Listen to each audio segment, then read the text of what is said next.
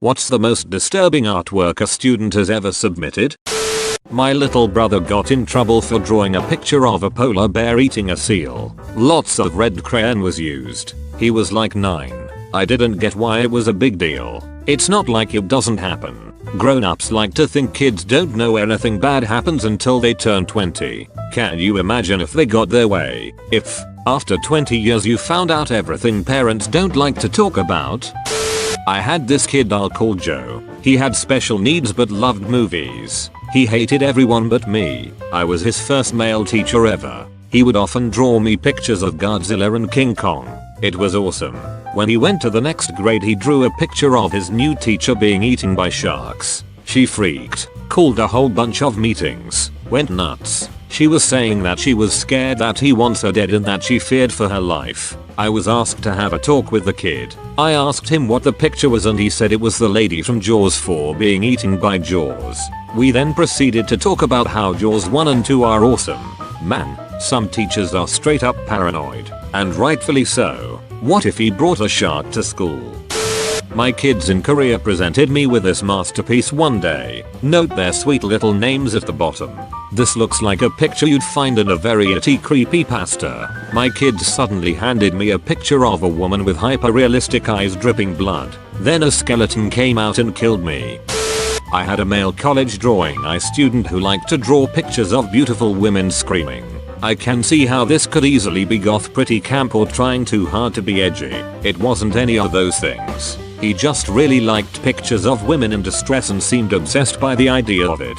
I jokingly told him to use his powers for good and not for evil. And that it's better to get your emotions out in drawing than in the real world. They're just so pure in moments of desperation. That's what the white room is for. Not a teacher, but my daughter came home from kindergarten with this. When I asked what it was she said Cookie Monster with his head blown up. And then he peed his pants because of his head blowing up. It's still hanging in her room because she's so proud of it. Edit. I didn't realize it at the time, but apparently we have a few other copies of this theme. Either my kid is really a psycho, or she remembered that we thought the original was funny and did it again. Oh my god, it's a masterpiece. When I was in HS, a really weird guy would ignore the instructions for any assignment and just draw pictures of people being murdered, cut up, burned alive, all kinds of crazy shit. The teachers never did anything. One day after school he pulled a knife and stabbed my friend in the hand for being a Jew. Suspended for 2 weeks. He told someone he was going to shoot up the school like Columbine. Luckily the person he told called the police. When they came to the kid's house they found a rifle and drawings of the school. He was planning on setting a fire in the chemistry lab, and when people came out the other side of the building he would be sitting in the bleachers of the football field with the rifle. I don't know what happened after he got arrested, but hopefully he's never ducking getting out of prison. This guy is seriously dangerous. Also, our teachers and school administration were clearly ducking braindead. Not an art teacher. I'm a volunteer at a center that does art therapy. One of the happiest littlest client we have handed me a drawing of their deceased mother with her face twisted into a horrified scream. Eyes blackened and brown gloop was pouring from the mouth and eyes. Sometimes I stay up at night thinking about it.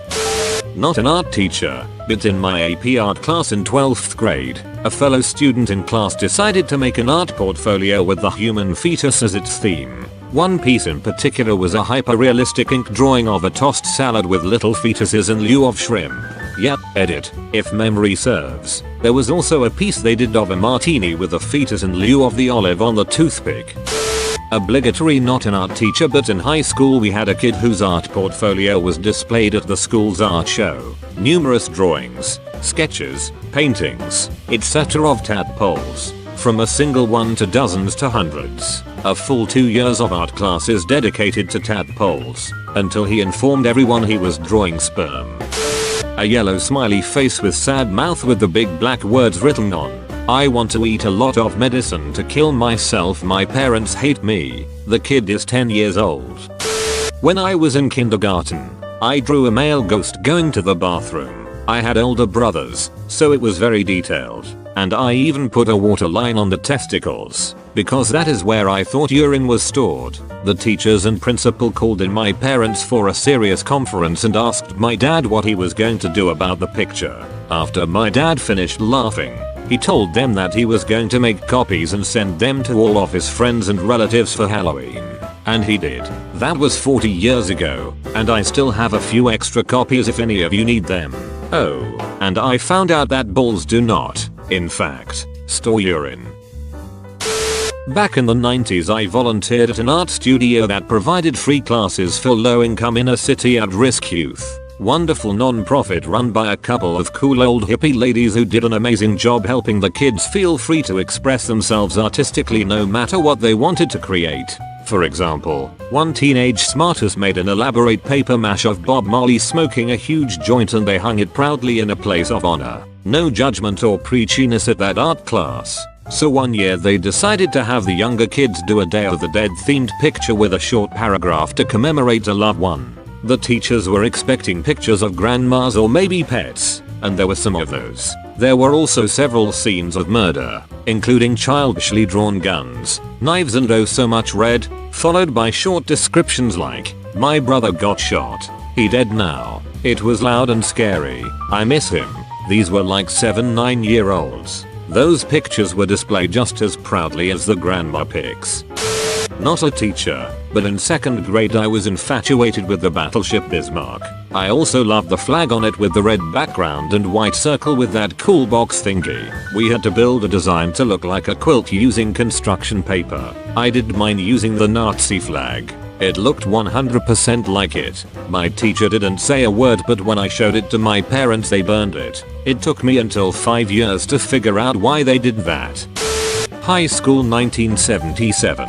While everyone else is drawing Pink Floyd rainbows and peace signs all over everything, the biggest burnout in the class makes a wide metal bracelet with intricate triangular designs cut out of it. He turns it in and gets a great grade for the first project he ever bothered finishing and some well-deserved praise for his effort. Teacher hands our work back and first thing he does is grab a pair of pliers and bends all the triangles outward, making a thick metal spiked bracelet. I found that devilishly, disturbingly clever.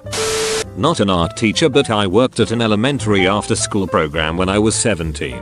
Instead of coloring in the picture, the kid took a black crayon and was just scribbling over the page singing to the tune of Barney I hate you, you hate me, always unnerve me.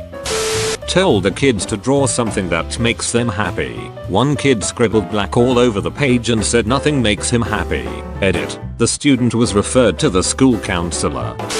You remember the Superbad movie scene with the licks? My friend did that about 15 years before the movie and someone turned it into the teacher. He got suspended for a few days and his parents had to come in and review the notebook with the principal. I mean, it was filled front to back with licks.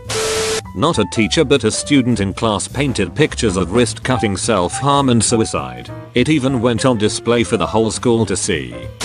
Teacher from Germany here. We have a lot of refugees from Syria here. Some of them are traumatized. Occasionally you get a really depressing picture of a bombed city or pictures of refugee camps. If they know how to use pencils. Some of them had been on the run for 2-3 years and lost a lot of the skills they had learned in their schools. Quite a challenge for us teachers, but we're doing our best.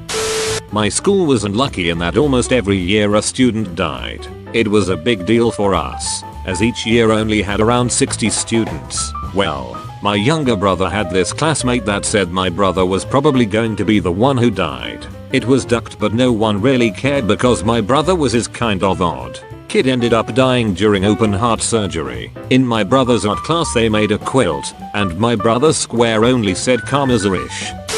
High school. Put a construction paper origami box on his locker 2 steps outside my classroom. Did a drawing of weapons with the message, if you have someone in the school you need dealt with, leave their name and 50 cents. He didn't see the problem with this and insisted that it was a joke.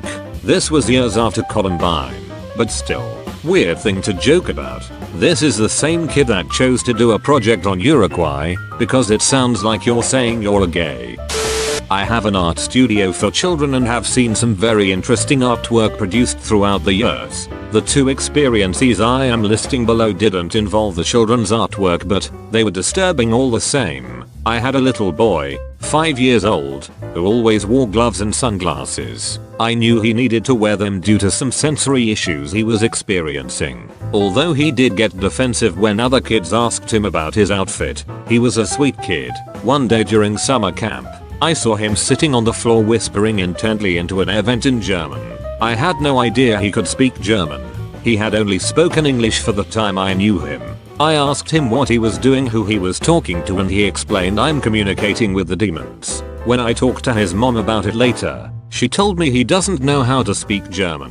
For a while I rented out the basement area of a school for my art studio. I had a little boy who pointed to our supply closet and stated, "You're going to die in there someday." Please ducking like and subscribe.